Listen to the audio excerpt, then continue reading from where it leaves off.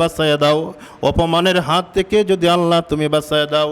আল্লাহ আমি তওবা করতেছি, তোমার কাছে ইস্তিগফার করতেছি গো আল্লাহ, আর জীবনে কোনোদিন তোমার নাফরমানি করব না, কোনোদিন কোনো গুনার কাজ করব না। আল্লাহ মেহেরবানি করে আমাকে মাফ করে দাও। এই বান্দা যখন এইভাবে ক্রন্দন করতে করতে আল্লাহ তাআলার কাছে মাফ চাইতেছে, আমার আল্লাহ রব্বুল আলামিন তার গুনাহগুলি তো মাফ করছেন, তার তওবাগুলি তো কবুল করছেন, সাথে সাথে আল্লাহ রব্বুল আলামিন আসমান থেকে রহমতের বৃষ্টি বর্ষণ করে দিয়েছে। সুবহানাল্লাহ। মুসা পয়গম্বর আলাইহিস সালাতু ওয়াস সালাম আল্লাহ রব্বুল আলামিনকে বললেন যে গো আল্লাহ, আপনিই তো বলে দিয়েছেন মজলিসের মধ্যে 40 বছর যাবৎ আপনার নাফরমানি করতেছে এমন একজন বান্দা আছে, যাকে বের না করলে আপনি বৃষ্টি বর্ষণ করবেন না, দোয়া কবুল করবেন না। আল্লাহ, মজলিস থেকে তো কোনো মানুষ বের হয় নাই, কেউ তো বের হয়ে যায় নাই, তাহলে বৃষ্টি কেমনে আল্লাহ তুমি দিলাম? আল্লাহ রব্বুল আলামিন জিব্রাইলকে বলেন, ও জিব্রাইল, আমার নবীকে বলে দাও, যেই লোকটার কারণে আমি আসমান থেকে বৃষ্টি বর্ষণ বন্ধ করে দিয়েছিলাম, আমি আল্লাহ রব্বুল আলামিন সেই লোকটার কারণে আসমান থেকে বৃষ্টি আবার চালু করে দিয়েছি। সুবহানাল্লাহ।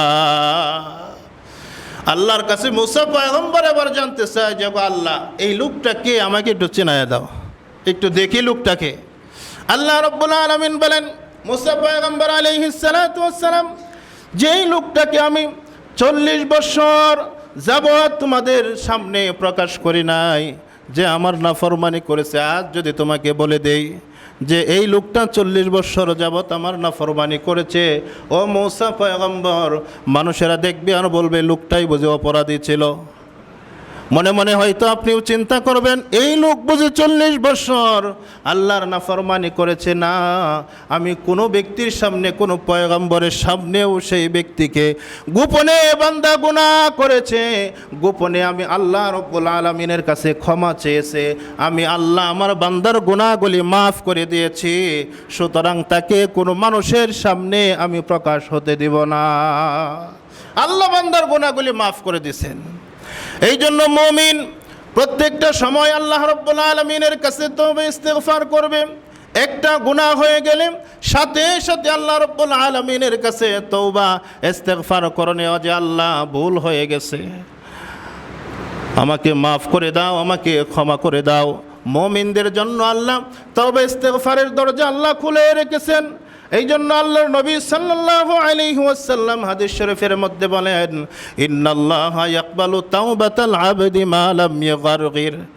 মৃত্যুর সময় এসে গেছে, এই পর্যন্ত যদি বান্দা আল্লাহর কাছে তওবা ইস্তিগফার করে, আল্লাহ তাকে মাফ করে দিবেন। সুবহানাল্লাহি ওয়া বিহামদিহি। এই জন্য তওবা ইস্তিগফারের দরজা আমাদের খোলা।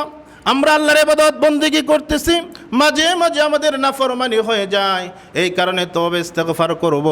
আবার কিছু মানুষ আমাদের মুসলমান এমন আছে যারা তওবা ইস্তিগফার জীবনেও করেন আল্লাহর কাছে, তাদের জন্য তওবার দরজা আল্লাহ খোলা রাখেন নাই। আল্লাহ কুরআনুল কারীমের মধ্যে বলেন, ওয়ালাইসাতিত তাওবাতু লিল্লাযীনা ইয়া'মালুনাস সাইয়্যাত হাত্তা ইযা হাদারা আহাদাহুমুল মাউত ক্বালা ইন্নী তুবতুল আন। এমন কিছু মানুষ দুনিয়ার মধ্যে আসে, সারা জিন্দেগি আল্লাহর নাফরমানি করে, কোনো সময় মসজিদে আসার সময় হয় না, কোনো সময় নামাজ পড়ার সুযোগ হয় না, কোনো সময় দান খয়রাত করার সুযোগ হয় না, কোনো সময় মানুষদের সাথে ভালো আচরণ করার সময় হয় না, কোনো সময় টাকা থাকলেও হজ করার সময় হয় না, যাকাত দেওয়ার সময় হয় না, শুধু আল্লাহর নাফরমানি করেই যাচ্ছে।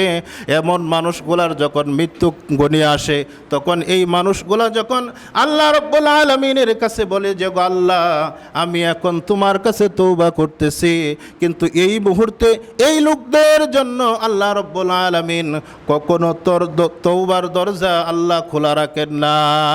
সারা জিন্দেগি চলে গেছে আল্লাহর নাফরমানির মধ্যে, এখন মরণ চলে আসছে, এখন বলে যে আল্লাহ তোমার কাছে তওবা করতেছে, আমরা মাফ করে দাও। ওই যে ফেরাউন, যে ফেরাউনকে আল্লাহ রব্বুল আলামিন সমুদ্রের মধ্যে আল্লাহ তাআলা পানির নিচে চুবাইয়া মারছিলেন, অনেক দাওয়াত দিয়েছে মুসা পয়গম্বর আলাইহিস সালাতু ওয়াস সালাম, আল্লাহর কাছে তওবা করে ইস্তিগফার করো, আল্লাহর কাছে ক্ষমা চাও, আল্লাহ রাব্বুল আলামিন তোমাকে মাফ করে দিবেন। কিন্তু না, সে তো আল্লাহর কাছে ক্ষমা চাইলই না, নিজেকে রব দাবি করলো, নিজেকে মালিক দাবি করলো।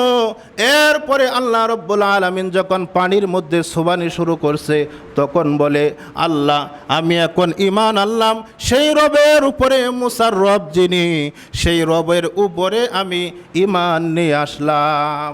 মরণের সময় যখন হয়ে গেছে তখন বলে কি ঈমান আসলাম। আল্লাহ রাব্বুল আলামিন বলেন, ফালিয়াউমা নুনাজ্জিকা বিবাদানিকা লিতাকুনা লিমান খালফাকা আয়া। আল্লাহ রাব্বুল আলামিন তাকে একটা নিদর্শন করে আল্লাহ রেখে দিয়েছেন, এটা হলো ফেরাউন, যেটার মমি এখনো রয়েছে। স্ট্রাকচার আল্লাহ রাব্বুল আলামিন রেখে দিয়েছেন, কিয়ামত পর্যন্ত আল্লাহ তাআলা সেটাকে সংরক্ষণ করে রাখবেন। তো এই জন্য প্রত্যেকটা মুমিন কখনোই এমন হতে পারে না যে আমার জিন্দেগি শেষ হয়ে যাবে, আমি তওবা ইস্তেগফারের কোনো সময় পাবো না, মরার সময় শুধু তওবা করব আর আল্লাহ আমারে মাফ করে দিবে, এমনটা বলে যান। বরং আল্লাহ রাব্বুল আলামিনের কাছে প্রত্যেকটা দিন আমাদেরকে আমাদের গুনাহের জন্য মাফ চাইতে হবে, তওবা ইস্তেগফার করতে হবে। মরণের সময় তো তওবা ইস্তেগফার আমাদের প্রয়োজন আছে। এই জন্য সারা জিন্দেগির গুনাহগুলি উপস্থিত করে আল্লাহ রাব্বুল আলামিনের সামনে হাজির করে দিয়া, চোখের পানিগুলা ছেড়ে দিয়া যখন বান্দা আল্লাহর কাছে তওবা করে নেবে, আমার আল্লাহ রাব্বুল আলামিন বান্দার গুনাহগুলি মাফ করে দিবেন, বলে সুবহানাল্লাহ। এই জন্য তওবা আমাদের কখনো ছাড়া উচিত নয়, কারণ প্রত্যেকটা বান্দার কাছে আল্লাহর পয়গম্বর সাল্লাল্লাহু আলাইহি ওয়াসাল্লাম বলেন, যারা মুমিন হয়, যারা মুসলমান হয়, তাদের একটা গুনাহ, ছোট একটা গুনাহ তাদের কাছে এমন মনে হয় যেন মাথার উপরে বিরাট বড় একটা পাহাড় যেন তার উপরে চেপে রয়েছে, যে কোনো সময় পরে সে ধ্বংস হয়ে যেতে পারে। আর যারা ফাসিক ব্যক্তি হয়, তাদের কাছে গুনাহ এমন মনে হয় যেন একটা মাছির মতো নাকের মধ্যে বসলো আর নাক থেকে উড়ে চলে গেল। কিন্তু মুমিন যারা হয় তারা কখনোই তওবা ইস্তেগফার ছাড়তে পারে না, কখনোই তারা আল্লাহ রাব্বুল আলামিনের কাছে তওবা ছাড়া একটা দিনও তারা অতিবাহিত করতে পারে না। এই অভ্যাসগুলো আমাদেরকে চালু করতে হবে। প্রত্যেকটা দিন, সারাটা দিন যখন আমার চলে যাবে, রাতের বেলায় আমি তওবা ইস্তেগফার করব, সারা দিন আমি কি করছি, আমার কয়টা গুনাহ হয়েছে, এগুলা সব হিসাব করে আল্লাহ তাআলার কাছে তওবা ইস্তেগফার করে নেওয়া। কারণ আমার জানা নাই সন্ধ্যার পর যে আমি ঘুমালাম, আগামীকালকে সূর্যের আলো আমার ভাগ্যে জুটবে কি জুটবে না, এটা আমরা কেউ জানি না। এই কারণে দিনের গুনাহগুলি দিনে হিসাব করে নেওয়া রাতে শেষ, রাতের গুনাহগুলি দিনের বেলা হিসাব করে আল্লাহর কাছে মাপ চেয়ে নেওয়া। এই জন্য আল্লাহ রাব্বুল আলামিন বলেন, খালেসভাবে যদি বান্দা আল্লাহ রাব্বুল আলামিনের কাছে মাপ চায়, আল্লাহ রাব্বুল আলামিন তাকে মাফ করে দেন। সুবহানাল্লাহ। ইয়া আইয়ুহাল্লাযীনা আমানু তুবু ইলাল্লাহি তাওবাতান নাসুহা আসা রাব্বুকুম আইয়ুকাফফিরা আনকুম সাইয়্যাতিকুম ওয়া ইউদখিলাকুম জান্নাতিন তাজরি মিন তাহতিহাল আনহার। খালেসভাবে তওবা ইস্তেগফার করলে আল্লাহ তার জিন্দেগির গুনাহগুলি তো মাফ করেই দেন। আর আল্লাহর মাফ করে দেওয়াটা এমন একটা বিষয়, আমরা জানি যে কোনো ব্যক্তির নামে যদি কোনো মামলা হয়, মামলা হওয়ার পরে যদি সে আসামি হয়, জেল কাটে, তাহলে তার নামে লিস্টগুলা কিন্তু জমা থাকে। কিন্তু আল্লাহ রাব্বুল আলামিনের যেই ব্যক্তিরা নাফরমানি করে, নাফরমানি করার পরে আল্লাহ রাব্বুল আলামিনের কাছে মাপ চায়, ক্ষমা চায়, আল্লাহ রাব্বুল আলামিন আমল নামা থেকে তার সেই বদ আমলটা আল্লাহ কেটে দেন, মুছে দেন, সেখানে আর থাকে না। ফাউলাইকা ইউবাদদিলুল্লাহু সাইয়্যাতিহিম হাসানাত, বরং সেই জায়গাটাকে আল্লাহ রাব্বুল আলামিন নেকের দ্বারা আল্লাহ রাব্বুল আলামিন পরিবর্তন করে দেয়। সুবহানাল্লাহ। এই জন্য বান্দার আমল নামার মধ্যে গুনাহ পায় না। কিয়ামতের দিন অনেক মানুষ তো এমন হবে যে আল্লাহ আমি এই গুনাহ করছি, ওই গুনাহ করছি, এগুলা গেল কই, আল্লাহ আমারে মাফ করলো কেমনে? আবার কিছু মানুষ এমন থাকবে যে মানুষগুলা বলবো যে আল্লাহ এত ভালো ভালো কাজ করছিলাম, আমি এই কাজ করছিলাম, এই কাজ করছিলাম, কিন্তু এগুলার সওয়াব কই? আবার কিছু মানুষ বলবে যে আল্লাহ এই নাফরমানি করেছিলাম আমি, সেই নাফরমানিগুলা তো আজকে হাসরের ময়দানে প্রকাশ হলো না। আল্লাহ রাব্বুল আলামিন তখন বলবেন যে বান্দা, সেই গুনাহ, যেই বদ আমলগুলা তুমি করেছিলে, যার কারণে নিভৃতে রাতের অন্ধকারে দুনিয়ার মানুষগুলা যখন ঘুমিয়ে গিয়েছিল, তোমার গুনাহগুলি উপস্থিত করে আমি আল্লাহর সামনে যখন দুইটা হাত তুলে চোখের পানি ফেলে যখন বান্দা দোয়া করেছিলে, আমি আল্লাহ তোমার উপরে দয়া করেছিলাম, ইহসান করেছিলাম, তোমার সেই বড় বড় অপরাধগুলি আমি আল্লাহ মাফ করে দিয়েছি। এই জন্য আল্লাহর কাছে চাওয়া, আল্লাহকে যদি আমি রাজি খুশি করতে পারি, সব দুনিয়া আল্লাহ তাআলা আমাকে দান করবে। আর যদি আল্লাহকে রাজি খুশি করতে পারি না, সারা দুনিয়াটা যদি আমার নামেও থাকে, আমি ফকির মিসকিন হয়ে অন্ধকার কবরে যাব, কিছুই নিয়ে যেতে পারবো না। আর যদি আল্লাহকে রাজি খুশি করে আমি যদি মৃত্যু বরণ করতে পারি, দুনিয়ার কোনো কিছু যদি আমার কাছে না থাকে, মৃত্যুর সাথে সাথে আল্লাহ রব্বুল আলামিন দুনিয়ার চাইতেও আরও অনেক অনেক বালাখানা আল্লাহ আমাকে আপনাকে দান করবে। এই কারণে আল্লাহকে রাজি খুশি করার জন্য ইনশাল্লাহ আমরা সকলেই চেষ্টা করব। তো ইনশাল্লাহ তওবা ইস্তেগফার বেশি পরিমাণে আমরা করব, কারণ তওবা ইস্তেগফার ছাড়াই যাবে না। আল্লাহর পয়গম্বর একটা হাদিসের মধ্যে আসছে, ফাইন্নী আতুবু ফিল ইয়াউমি মিআতা মাররা, যে আমি দৈনিক 100 বার আল্লাহ রাব্বুল আলামিনের কাছে তওবা করেছি। আল্লাহর নবী যে দৈনিক 100 বার তওবা করে, যার জীবনে কোনো গুনাহ ছিল না, আর আমরা গুনাহ করি, আমাদের কতবার আল্লাহর কাছে তওবা করা প্রয়োজন মনে করেন?